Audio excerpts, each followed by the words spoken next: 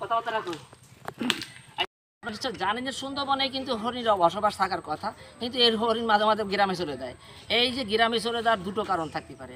একটা কারণ হলো ওদের যে আবাসস্থল আছে এখানে যখন থ্রেট মনে করে, যেমন হঠাৎ বাঘে তাড়া দিছে, ও দৌড়াতে দৌড়াতে যায় নদীতে পড়েছে চলে গেছে। সম্ভবত এই আজকে যে হরিণ দুটো উদ্ধার করলাম, এই হরিণ দুটো এই আমাদের এই মানে বড় এই নদীটা 2.5 কিলোমিটার চড়া, এরপরে সে পাড়ি দিয়ে কিন্তু গ্রামে চলে গেছিলো। আমাদের করম জল, বৈদ্যমারি এবং স্থানীয় লোকজনের সহায়তায় আমরা ওই সুন্দরতলা এলাকা থেকে উদ্ধার করে নিয়ে আসলাম। এবং আপনারা দেখছেন মনে হয় এই হরিণটা কত সুন্দরভাবে চলে গেল, অসুস্থ আছে।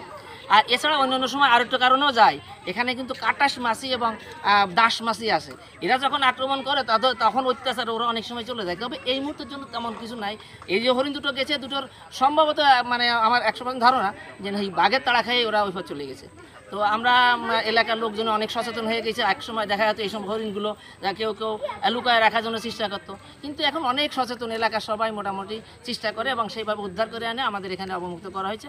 আমরা চেষ্টা করি যে বন্যপ্রাণী যার যার অবস্থানে এবং যার যার এলাকায় সেই অবস্থান করে থাকুক। আমরা আপনাদের সবাই সহযোগিতা চাই এবং বন্যপ্রাণী থাকলেই ভবিষ্যৎ প্রজন্মে কিছু টিকে থাকতে পারবে। না হলে একসময় দেখা যাবে করোনার মতো ভাইরাস বা অন্যান্য বড় কিছু রোগবালাই পৃথিবীতে আসবে, যা দিয়ে মানুষ ঠেকাতে পারবে না। সুতরাং আমরা বন্যপ্রাণীকে সংরক্ষণ করি, এ ব্যাপারে সবাই সহযোগিতা চাই।